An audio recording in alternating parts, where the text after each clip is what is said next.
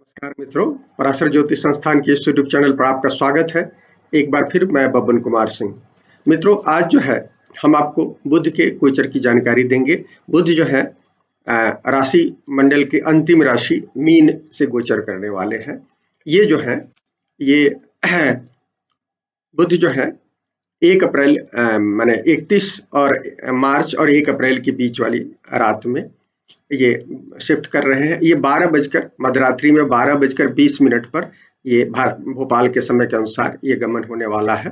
पंचांगों के अनुसार 12:45 में हो रहा है, रात के 12:45 बजे हो रहा है। यहाँ ये 16 तक रहेंगे, 16 अप्रैल तक रहेंगे, माने 1 अप्रैल से लेकर 16 अप्रैल तक इनका होगा।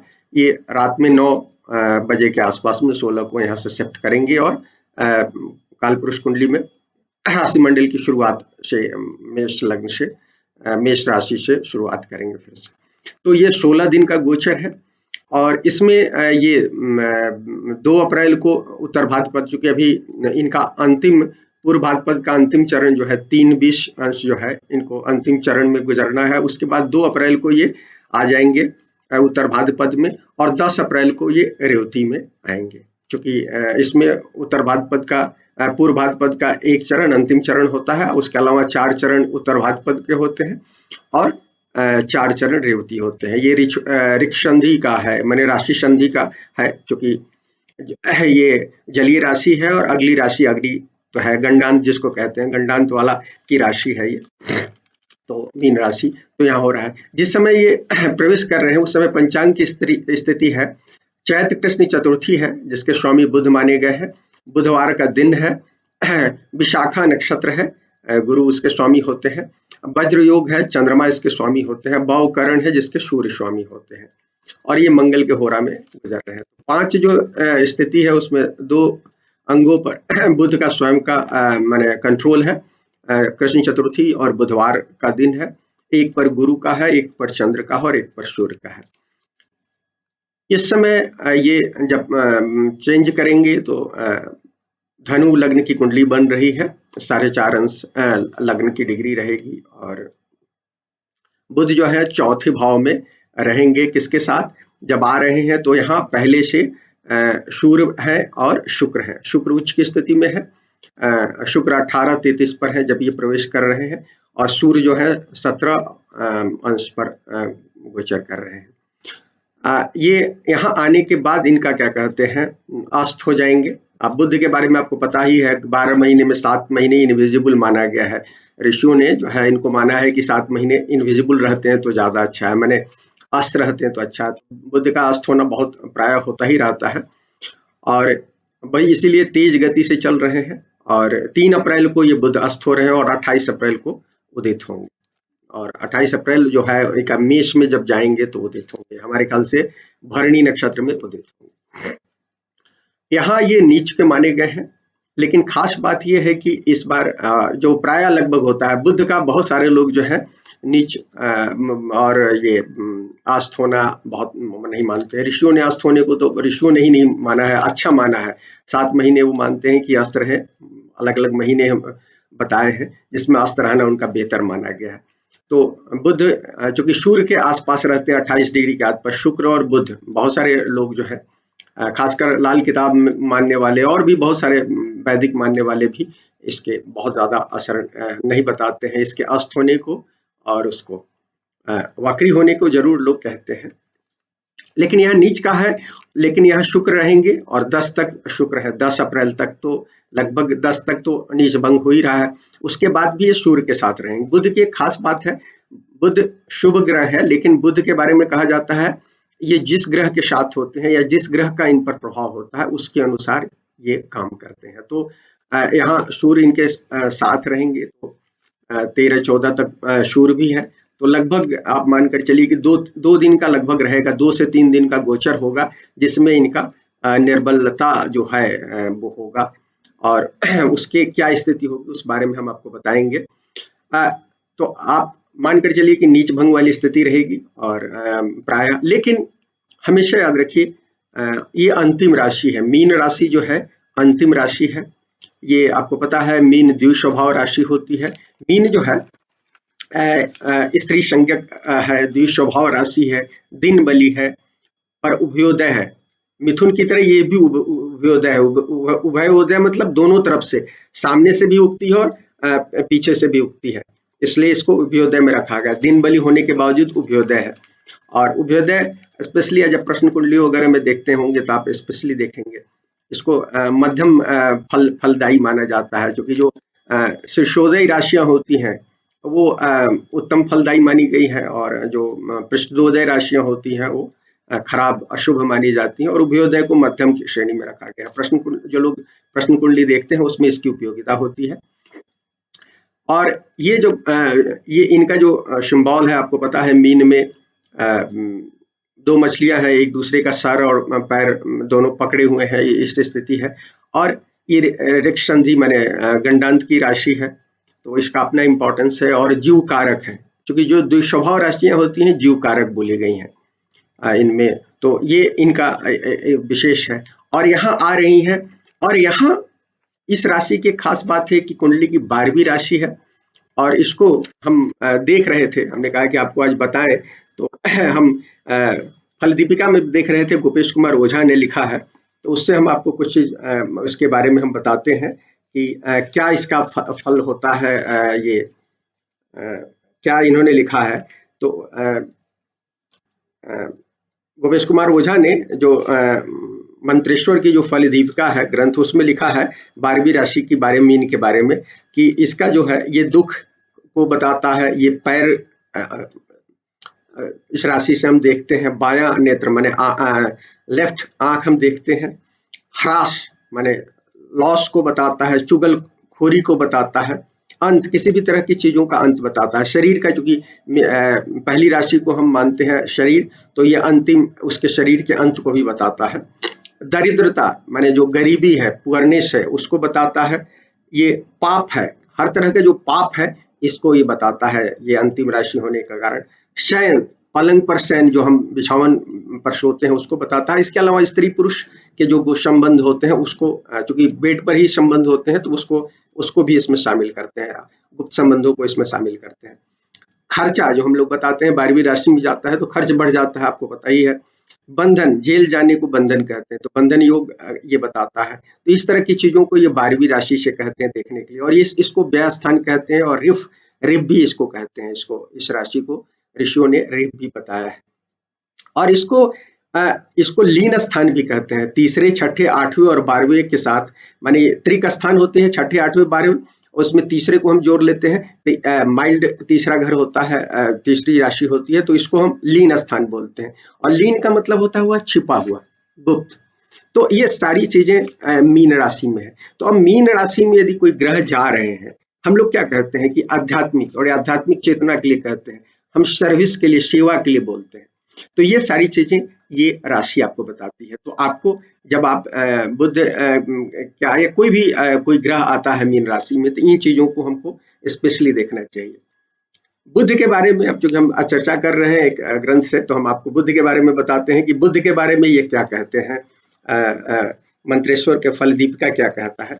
तो ये फल दीपिका में बुध के बारे में कहा गया है कि बुध जो है, बुध का स्वरूप और प्रकृति बताते हैं। बुध के शरीर की कांति नवीन दूब की तरह होती है। दूब जो घास जो बोलते हैं ना, अपने यदि जिन लोगों ने घास देखा होगा मैदानों में, तो नवीन नया जो दूब होता है उस दूब के समान होता है। इसमें वात, पित्त, कफ तीनों तरह की प्रकृति होती है, माने तीनों दोष इसमें पाया जाता है। इसलिए इसमें इसकी दशा, बुध जब पीड़ित होता है, इसकी दशांतर दशा आती है, तो आपको तीनों तरह की बीमारियां हो सकती है। वायु से उत्पन्न बीमारियां हो सकती है, कफ से उत्पन्न बीमारियां हो सकती है, पित्त से उत्पन्न बीमारियां हो सकती है। यह नसों से युक्त है।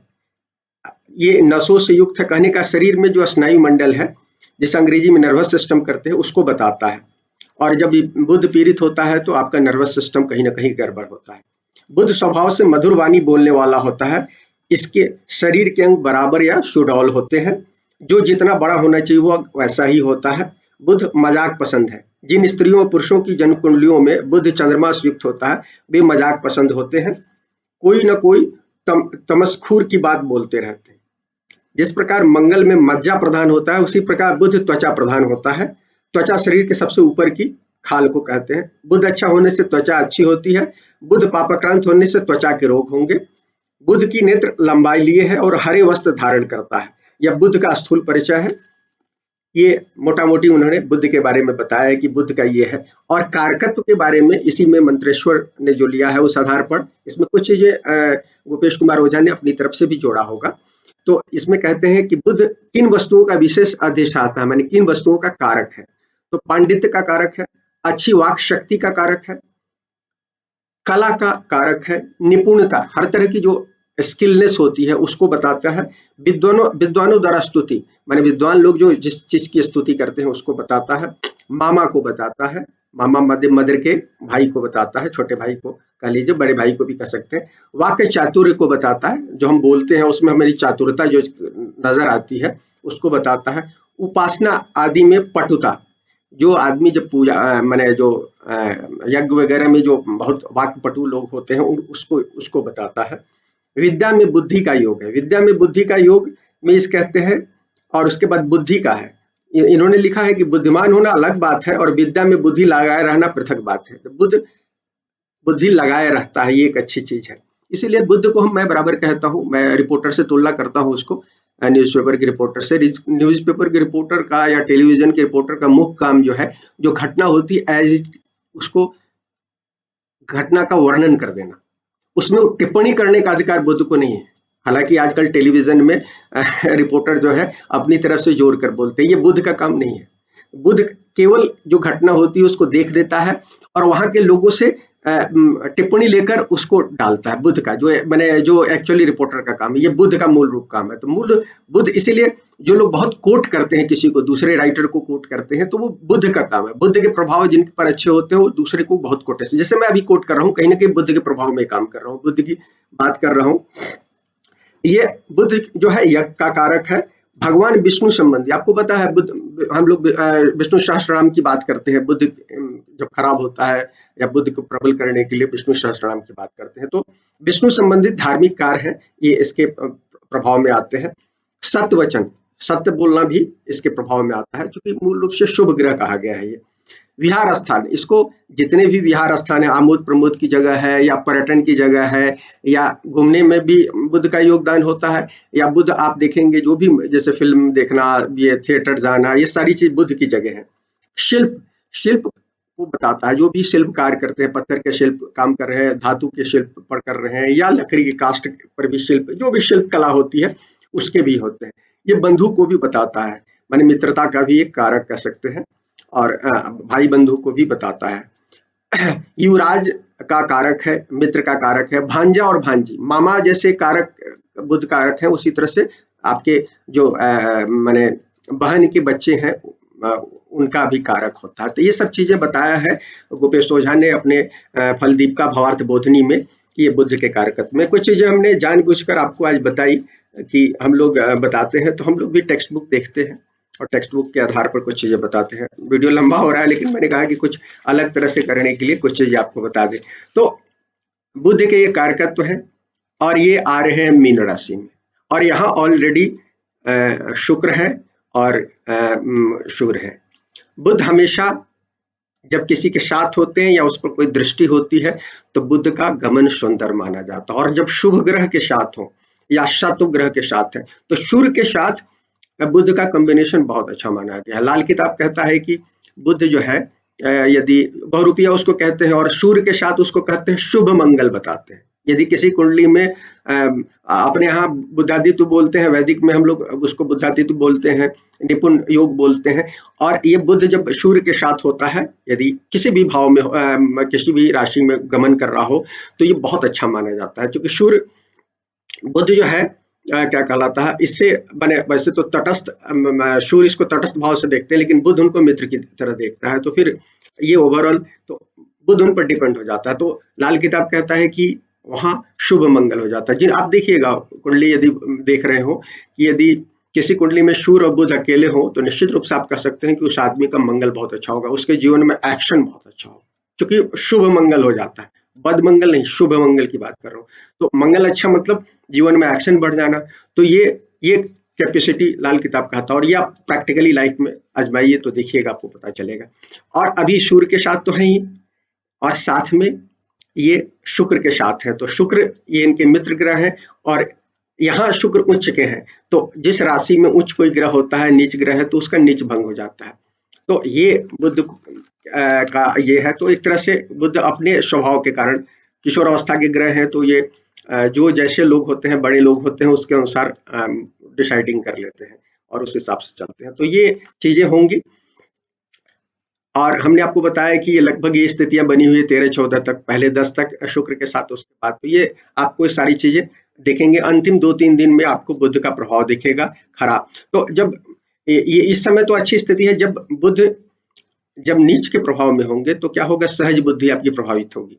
आपकी जो रिपोर्ट करने की स्थिति है, एज इट इज लिखने की या बताने की स्थिति है, कैपेसिटी प्रभावित होगी। और मीन राशि जलीय राशि है, यहाँ क्या कहलाते हैं, यहाँ इनका सहज बोध खत्म हो जाता है। और मैं हमेशा कहता हूँ कि जब बुध यहाँ आए, मीन में आए, तो हमको भावना प्रधान होना चाहिए, हमको भावनात्मक बुद्धि से काम लेना चाहिए, क्योंकि ये मीन जो है, यहाँ कहीं ना कहीं अपने को डिजल्व करना होता है। जब हमारी पूरी पर्सनालिटी डिजल्व हो जाती है, हमारा अहंकार खत्म हो जाता है, और बुध कहीं ना कहीं हमारे अहंकार को बढ़ाता है, किसी न किसी ग्रह के साथ मिलकर वो हमारे अहंकार को बढ़ाता है, तो हम अहंकार में रहते हैं तो दिक्कत होती है। और यहाँ मीन में हम कुछ चीजें और आपको बता रहे हैं, जिससे आप और ज्यादा बढ़िया से क्लियर, मैं बृहद जातक में इसके संदर्भ में देख रहा था बुध गोचर के बारे में। तो बृहद जातक में लिखा हुआ है कि बुध जो है पूर्वाभाद्र, हालांकि इसमें मात्र एक अंतिम चरण होता है, पूर्व भाद्रपद में जब गोचर करता है तो भूख, शस्त्र, चोर, रोग आदि का भय देता है। बुध जब इस क्या कहते हैं उत्तर भाग, तो दो दिन तो चल ही रहे हैं, आ रहे हैं जिस दिन और अगले दिन तक रहेंगे, 2 दिन रह रहे हैं, तो इसमें कहते हैं भूख, शस्त्र, चोर, रोग आदि का भय देता है। देखिए रोग का भय अभी देख रहे हैं, फिर से कोविड का प्रभाव बढ़ गया है। बुध पूर्व भाद्रपद में चल ही रहे थे अभी पिछले दिनों, क्योंकि उनका 10 डिग्री उसमें कुंभ में अंतिम 10 डिग्री जो होता है वो पूर्व भाद्रपद का हिस्सा होता है, 3 चरण होते हैं, तो वहां से आ रहे थे और देखा आपने कोविड अचानक बढ़ा है। तो बुध का अपना एक प्रभाव जो इसमें दिखा गया है कि भूख, शस्त्र, चोर, रोग। और चोरों की क्या स्थिति है अब देखिए, अभी किस तरह से माने लोग एक दूसरे को ठग रहे हैं, दूसरी तरफ एक्सीडेंट हो तो मंगल राहु का अपना कॉम्बिनेशन बैठा हुआ है, तो ये चीजें इसके बता। फिर उत्तर भाद्रपद जो इसमें उत्तर भाद्र का 4 चरण होता है और रेवती का 4 चरण होता है, तो कहते हैं कि उत्तर भाद्रपद में बुध का गोचर, मैं बृहद जातक से, बरामिहिर की बृहद जातक से कोट कर रहा हूँ, उत्तर भाद्र से बृहद जातक कर रहा हूँ, बृहद संहिता से कोट कर रहा हूँ, सॉरी बृहद संहिता से कोट कर रहा हूँ। उत्तर भाद्रपद से बुध का गोचर प्राणीगत धातुओं, प्राणीगत धातुओं से क्या मतलब, प्राणीगत धातु जो हमारे 5 तरह के जो होते हैं, वसा, मेधा, मांस, मज्जा, वीर, जो हमारे शरीर में जो होते हैं, जीवगत चीजें होती है, उसका क्षय करता है। तो कहीं ना कहीं हमारी बॉडी में नेगेटिव कर्म करता है जब ये उत्तर भाद्रपद में गुजरते हैं। शनि का जो नक्षत्र है उत्तर भाद्रपद, इससे जब गुजरते हैं तो हमारी धातुओं का नष्ट करता है। तो निश्चित रूप से ये देखिए शयन का क्षेत्र है और गुप्त संबंधों का क्षेत्र है, तो इस पीरियड में हमें भौतिक होने से बचना चाहिए, सीधी सी बात है। अदरवाइज निश्चित रूप से हमारे धातु क्षय की स्थिति बनेगी। मांस, वसा, मेधा, मज्जा, वीर, इस सारी चीजों की बात करते हैं, तो इस बात को ध्यान रखना चाहिए। हम बता रहे हैं कि अंतिम राशि जो मेष है, मैं डिटेल में आपको आज बता रहा हूँ, तो ये क्षय करता है, क्लियर कट हमारे बृहद संहिता में बरामिहिर साहब ने लिखा है। रेवती में गोचर करता है तो क्या प्रभाव होता है, रेवती का जब गोचर होता है तो व्यापारियों, वैद्यों, वैद्यों मैंने डॉक्टर समझ लीजिए, मल्लाहों, जो मल्लाह जो मछली पकड़ने का काम करती हैं जो जातियां, क्योंकि ये पुराने माने दूसरी तीसरी शताब्दी की रचना है, तो इसलिए इसमें है। तो मल्लाहों, जलीय वस्तुओं, क्योंकि मीन राशि जलीय वस्तु है, तो जलीय वस्तुओं और अश्वों को हानि पहुंचाने वाला है। तो रेवती में बताया गया है कि व्यापारियों को, जो व्यापार करने वाले, देखिए अभी कोविड के कारण फिर से सब चीज बंदी हो रही है, डॉक्टरों के लिए स्वाभाविक है, कोविड में बहुत सारे हेल्थ वर्कर लगे हुए हैं, उनके लिए भी कहीं ना कहीं हानिकारक है, और जो जो लोग जलीय चीजों पर निर्भर हैं उनको हानि पहुंचाता है। तो ये मैंने कुछ चीजें आपको बताई, लेकिन हमने कुछ चीजें बता दी, लेकिन दूसरी कुछ चीजें हैं जो कुछ लोगों को क्या अच्छा हो सकता है उसके लिए, क्योंकि बुध शुक्र का संयोग बन रहा है और शुक्र की ये हमने शुक्र के बारे में बहुत सारी चीज बताई है जब मीन में आए थे, लेकिन हम बुध शुक्र के संयोग की बात बताते हैं। तो लेखन, जो लोग लेखन काम में है और भावनात्मक लेखन करते हैं, जो उन लोगों के लिए बहुत अच्छा है, रोमांटिक लेखन करने वाले लोगों के लिए और दूसरी चीज़ों के लिए।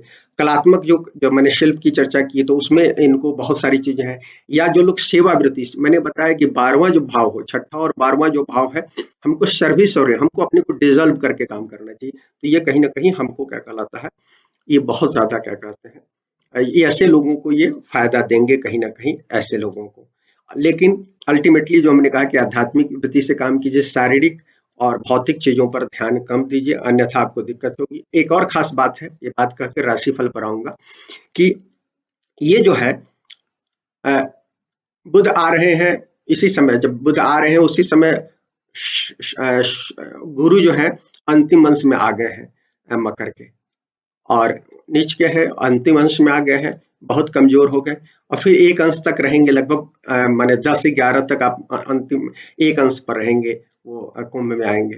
तो ये अंतिम अंश और शुरुआती एक अंश, ये बहुत कमजोर क्षण होगा गुरु के लिए, तो गुरु भी इस पीरियड में कमजोर रहेंगे। और 13 तक मंगल राहु का कॉम्बिनेशन बैठा हुआ है, जिन कुंडलियों में मंगल राहु है वो ऑलरेडी लोगों को तंग कर रहे हैं, तो ये समय जो है कहीं ना कहीं बहुत सावधान होने का है। कोविड सरकार भी हम लोगों को कह रही है, हमें भी सावधान होने की जरूरत है, हमको बहुत इजी रहना है पीरियड में। और स्पेशली हम बुध की राशि से प्रभावित जो दो राशियां हैं, मिथुन और कन्या, ये भी उभय ये क्या कहते हैं द्विस्वभाव राशियां हैं, इनको इनको बहुत ज्यादा सावधान रहना चाहिए। यदि आपकी कुंडली में बुध पहले से जन्मांक में खराब है तो कुछ आपको दिक्कत हो सकती है पीरियड में, हम राशिफल में आपको बताएंगे विशेष रूप से, तो ये आपको ध्यान रखना है मित्रों। राशिफल फटाफट जल्दी से जो चीज होता है कुछ बता देते हैं मित्रों। राशिफल में मेष, हम हमेशा कहते हैं राशिफल, बार बार लोग पूछते हैं कि किससे देख, मैंने कहा था कि दोनों तरह से देखिए, और नहीं समझ में आता है तो आप राशि से देख लीजिए, जिसको लग्न से पूरता है लग्न से देख लीजिए। मैं तो देखिए, मैं मैंने कई बार आप लोगों को बताया है कि मैं लग्न से देखता हूँ, राशि से देखता हूँ, दो चीजें तो सभी लोग देखते हैं, सारे पंडित। हमने बीबी रमन से अपनी पाठशाला शुरू की थी तो बीबी रमन दोनों से देखते रहे हैं।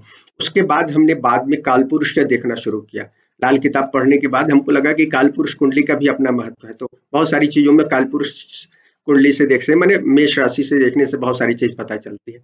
इसके बाद दशा से देखनी चाहिए, जो आपकी दशा है उससे आपको देखना चाहिए अपनी कुंडली को, दशा को पहला भाव मानकर फिर उसको पूरा कुंडली बनाकर उस आधार पर आप देख लेना चाहिए। तो आप इससे बहुत सारी चीजें, अब यदि किसी कारक के बारे में, अब जैसे आप पढ़ाई लिखाई के बारे में देख रहे हैं तो आपको गुरु को देख लेना चाहिए, बुध को देख लेना चाहिए, बुध से देख लेना चाहिए, गुरु से देख लेना चाहिए। तो देखने का तरीका है, आप देखेंगे बहुत फंडामेंटल वे में देखिए, चीजें आपको समझ में आएंगी।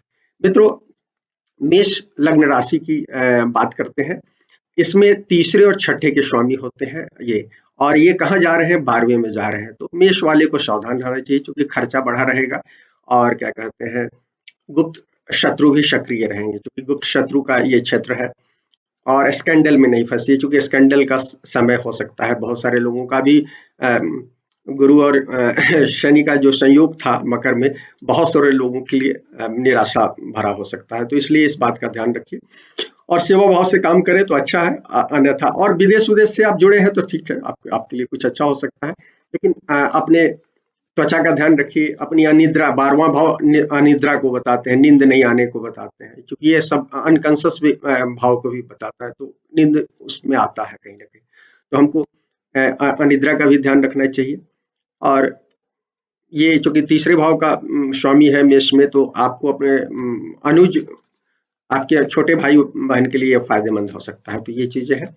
मित्रों, वृषभ की बात करते हैं, वृषभ में दूसरे और पांचवे के होते हैं, और एक तरह से इनके मित्र होते हैं, मंगल के लिए तो मित्र नहीं होते हैं, दुश्मन होते हैं, यहाँ मित्र होते हैं, और 11वें में जा रहे हैं, तो 11वें में जाने के कारण कुछ चीजें अच्छी होंगी, और नीच भंग है तो कुछ लोगों को निश्चित रूप से आय के मामले में राज्य से फायदा होगा, दफ्तर में भी फायदा दिख रहा है, नेटवर्क से फायदा होगा, छात्रों को लाभ हो सकता है, संतान के को भी आपके वो हो सकता है, कुछ लोगों की शादी ब्याह की स्थिति भी, क्योंकि इच्छा पूर्ति का भाव होता है 11वां, तो उसके कारण यदि कॉम्बिनेशन बना होगा तो आपको शादी ब्याह का भी अवसर दे सकता है। मित्रों, मिथुन लग्न राशि की बात करते हैं, पहले और चौथे भाव का स्वामी होता है, 10वें में जा रहा है। देखिए, 10वें में बुध जा रहे हैं, ठीक है।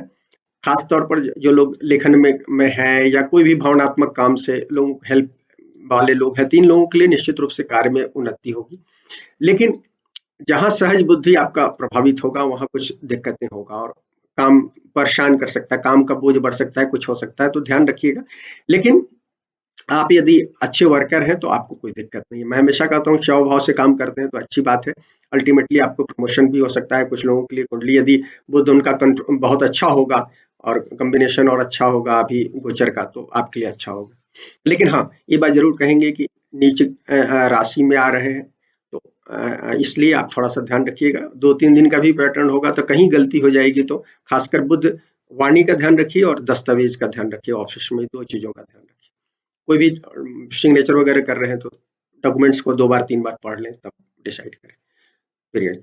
कर्क लग्न राशि की बात करते हैं मित्रों, तीसरे और 12वें के स्वामी होते हैं, तो दोनों मेलेफिक भाव हैं। 12वां और तीसरा दोनों मेलेफिक भाव है, 9वें भाव में लेकिन जा रहे हैं। 9वें भाव में जाना ठीक है, हालांकि अकेले बुध 9वें भाव में अच्छे नहीं होते हैं, लेकिन अभी 2-2 ग्रह के साथ होंगे ज्यादातर, तो लेकिन 9वां भाव में हो रहा है। अपनी कुंडली में देख लीजिएगा, यात्रा में कुछ कठिनाई हो सकती है, जो कि लेकिन ओवरऑल बहुत बुरा नहीं है। संचार में उसमें क्या काम करते हैं, जो लोग काम करते हैं तो उन लोगों को थोड़ा सा कठिनाई हो सकती है, मार्केटिंग वाले लोगों को कुछ कठिनाई हो सकती है, कुछ लोगों की नौकरियां बदलाव होगा, लेकिन यदि कुंडली अच्छी होगी तब आपको फायदा होगा, अदरवाइज सामान्य स्थिति में आपको बदलाव करना पड़ सकता है। ये विदेश भाव से संबंधित होता है, ये ट्रेवल और सारी चीजों को, तो विदेश से भी लाभ हो सकता है विदेश से वाले लोगों को। और अ, ये जरूर है कि यदि आप किसी पुरानी वृत्ति कोई काम करते रहे हो पहले से, ऐसे मामलों में कुछ जो काम रुका हुआ होगा इसमें आपको कुछ डेवलपमेंट हो सकता है। आपको अपने छोटे भाई बहन का ध्यान रखना चाहिए, यहाँ से दृष्टि संबंध बनता है तीसरे भाव पर, इसलिए हम कह रहे हैं। सिंह लग्न राशि की बात करते हैं, दूसरे और 11वें के स्वामी होते हैं, 8वें में जा रहे हैं। 8वें में जा रहे हैं, हालांकि देखिए क्लासिक किताबें 8वें के गोचर को अच्छा मानती है बुध, लेकिन हम बुध जब भी जाते हैं तो थोड़ा सा खासकर जो लोग उल्टा सीधा काम करते हैं उनको टैक्स सरकार से कुछ न कुछ कष्ट बताता है। और सूर्य और गुरु भी, अभी सूर्य भी रहेंगे, शुक्र भी है, बुध भी है। शुक्र और उसका तो अच्छा माना गया है, शुक्र का भी माना गया है और 8वें बुध का भी, लेकिन यहाँ सूर्य भी है। तो हम आपको कहेंगे कि स्पेशली आप अपने हेल्थ का सबसे ज्यादा ध्यान रखिए। उसके बाद वाणी, चूंकि आपके लग्नेश भी होंगे या राशिश होंगे, सूर्य जिनकी होगी तो सूर्य भी है आपके 13 तक, तो इसलिए आप ध्यान रखिए। वाणी पर कंट्रोल रखिए, क्योंकि दूसरे भाव से संबंध बन रहा है तो वाणी पर ध्यान रखिए। खर्च भी बढ़ सकता है, कुछ लोगों को फायदा हो सकता है, मैं नहीं कहता हूँ, लेकिन अधिकांश लोगों को ध्यान रखना है। इस समय में कोई बड़े निवेश पर नहीं जाइए और किसी तरह के विवाद में नहीं पड़िए। हो सकता है इस समय में ससुराल, चूंकि दूसरा भाव ससुराल होता है या आपके पार्टनर का संपत्ति का भाव है, तो उसका मामले में कुछ चीज आपको डेवलपमेंट दिखे। मित्रों, कन्या लग्न राशि की बात करते हैं, इसमें पहले और 10वें के स्वामी होते हैं, वो है क्या कहते हैं द्विस्वभाव राशि है और 7वें में जा रहे हैं। तो कन्या के लिए व्यापार के मामले में तो निश्चित रूप से ये दिखा रहा है कि कहीं न कहीं सफलता दिखा रहा है। दैनिक रोजगार को बताता है कहीं न कहीं। विवाह कार्य में भी यह बता रहा है। लेकिन हम आपको कहेंगे थोड़ा-सा आप अपना ध्यान रखिएगा हेल्थ पॉइंट ऑफ व्यू से। अचानक से कुछ यदि आपकी कुंडली में होगा, पहले भी मैंने कहा है कि मिथुन के लिए भी बोला और इनके लिए भी कहा है। तो हालाँकि मिथुन को ज़्यादा दिक्कत दिख रही है, लेकिन कन्या वाले को भी ध्यान रखना चाहिए। लेकिन दूसरे मामले में 10वें से 10वां भाव है, बहुत भाव से, तो आपके लिए काम-काज के लिए ओवरऑल ठीक है और विदेश से निश्चित रूप से लाभ दिख रहा है। लेकिन आप अपनी कुंडली, ओरिजिनल कुंडली में बुध की स्थिति देखिए, फिर डिसाइड कीजिए। बुध वहाँ अच्छे होंगे तो रिजल्ट अच्छा ही देगा। तुला लग्न राशि की बात करें, 9वें और 12वें के स्वामी होते हैं। तुला में देखिए, तुला में क्या होता है, 12वें मूल त्रिकोण भाव होता है, माने कन्या जो होता है 12वें भाव में होता है, ये छठे भाव में जा रहे हैं। तो कहीं ना कहीं छठे और 12वां भाव ज्यादा प्रोमिनेंट होगा, 9वें से ज्यादा होगा। तो इसलिए हम आप कहेंगे कि सेवा भाव से काम करेंगे, इस समय शत्रु परेशान कर सकते हैं आपको। ऑफिस में कहीं ना कहीं कुछ कठिनाई हो सकती है, स्पेशली गुप्त शत्रुओं से सावधान रहिएगा। खर्चा बढ़ सकता है, हेल्थ दिक्कत हो सकती है। तुला वाले को हेल्थ का ध्यान रखना है इस महीने में। कोविड का फिर से संकट आया है, इसलिए स्पेशली हम आपको कहेंगे ये किसी भी तरह के विवाद में नहीं पहुंचे। और छठा भाव लेन देन से होता है, फाइनेंशियल ट्रांजेक्शन ध्यान से कीजिए, ट्रांजेक्शन में भी ध्यान रखिए। वृश्चिक लग्न राशि की बात करते हैं, 8वें और 11वें के स्वामी होते हैं। इसमें भी मेलेफिक ही होते हैं, लेकिन ये 5वें में जा रहे हैं। 5वें में जाने के कारण बुध चूंकि एजुकेशन से रिलेटेड थे, एजुकेशन के मामले में, हायर एजुकेशन के मामले में, एजुकेशन के मामले में कहीं ना कहीं फायदा देंगे निश्चित रूप से। लेकिन हम आपको कहेंगे गलत काम जो सट्टेबाजी वगैरह होता है 5वें से देखते हैं, वे कोई भी इस चीज से ध्यान रखिएगा। रोमांस के मामले में भी थोड़ी सी दिक्कत हो सकती है, इस बात का ध्यान रखिएगा। हालांकि कामकाज में ओवरऑल ठीक रहेंगे, क्योंकि अधिकांश समय ठीक रहेंगे, इसलिए आप कह सकते हैं। और कुछ लोगों को प्रेम विवाह जो जिनून होगा, रोमांस में मैंने कहा कि जो जिनून चीजें हैं उसमें तो ठीक है, जिनून काम के लिए कभी भी समय बुरा नहीं होता है। हाँ, आपका पहले का ट्रैक रिकॉर्ड अच्छा नहीं है तब दूसरी चीज है, पहले का ट्रैक रिकॉर्ड अच्छा है, सात्विक ढंग से आप काम करते हैं तो आपको कोई दिक्कत नहीं मित्रों। लेकिन वृश्चिक की अपनी कठिनाइयां होती है, तो वृश्चिक अफ्लिक्टेड राशि मैं मानता हूँ वृश्चिक को और कुंभ को, तो ये सब लोग मानते हैं, हम क्या मानते हैं, तो इस बात का ध्यान रखिएगा। धनु लग्न राशि की बात करते हैं, 7वें और 10वें के स्वामी होते हैं, दो केंद्र भाव के स्वामी है, चौथे में जा रहे हैं, एक दूसरे और केंद्र भाव में जा रहे हैं। तो देखिए जीव मामले में थोड़ा सा दिक्कत मुझे दिख रही है, लेकिन जहां तक भौतिक मामला है, मकान वाहन चौथे से देखते हैं, इस मामले में प्रोग्रेस दिखा रहा है कहीं ना कहीं। कई लोगों को यहाँ से दृष्टि देगा तो कर्म के क्षेत्र में भी कुछ फायदा दिखा रहे हैं, लेकिन मदर के साथ ओल्ड एज में है तो आपके अपने वाइफ के साथ रिलेशनशिप में आप थोड़ा सा ध्यान रखिएगा, बना कर चलिए, क्योंकि समय थोड़ा सा उस तरह का है। और हो सकता है यदि ये नहीं हो तो सेहत उनकी गड़बड़ हो, तो इस इन दोनों चीजों में ध्यान रखिएगा। और ये करीबी मित्र को भी बताता है, और ये आपको पता है लोकतंत्र में चौथा घर देखा जाता है, शनि स्ट्रॉन्ग चौथे घर से कॉम्बिनेशन बनाता है तो राजनेताओं को बड़ी बड़ी पोजीशन दिलाता है। तो ये चौथे भाव में चूंकि ये बुध है, कुछ अचानक से अप्रिय स्थिति क्रिएट कर सकते हैं वाणी दोष के कारण या कुछ कारण से, तो ये ध्यान रखिएगा। मकर लग्न राशि की बात करते हैं, इसमें छठे और 9वें के स्वामी होते हैं और ये तीसरे भाव में जा रहे हैं। ये तो सबसे ज्यादा तीसरे भाव, दूसरा तीसरा कहीं ना कहीं वाणी से लग्न को भी देते हैं, लेकिन ये दूसरा तीसरा तो अपने वाणी पर ध्यान रखिएगा, कुछ गड़बड़ी हो सकती है कम्युनिकेशन में, खासकर मार्केटिंग में जो काम करते हैं उन लोगों को तो स्पेशली ध्यान रखना है कि कुछ गलत बोलिएगा तो पकड़े जा सकते हैं। यात्रा के मामले में लाभ दिखा रहा है, आपको आपके अनुज को इस समय कुछ जरूरत पड़ सकती है तो जरूर हेल्प करें आप। ये 9वें से कॉम्बिनेशन बनाता है तीसरा भाव, तो कहीं ना कहीं आपको 9वें भाव से संबंधित कुछ फायदा दे सकता है, जैसे धर्म अध्यात्म में रुचि दे सकता है। कुछ लोगों को चूंकि छठे से ये केंद्र भाव होता है तीसरा, और ये छठा केंद्र भाव होते हैं, तो आपको कहीं ना कहीं वो देगा, क्या कहते हैं, कंपटीशन वगैरह से कुछ लाभ दे सकता है। लेकिन एक बात ध्यान रखिएगा, ये पराक्रम का भाव है तीसरा भाव, तो जो आप काम कर रहे हैं उसमें सेकंड माने दूसरे के पॉइंट ऑफ व्यू को भी देख कर चलिए, केवल अपने पॉइंट, ये जो समय है ना, इसमें हमेशा हमको केवल अपने पॉइंट ऑफ व्यू से नहीं सोचना चाहिए, दूसरे के पॉइंट ऑफ व्यू से सोचना चाहिए।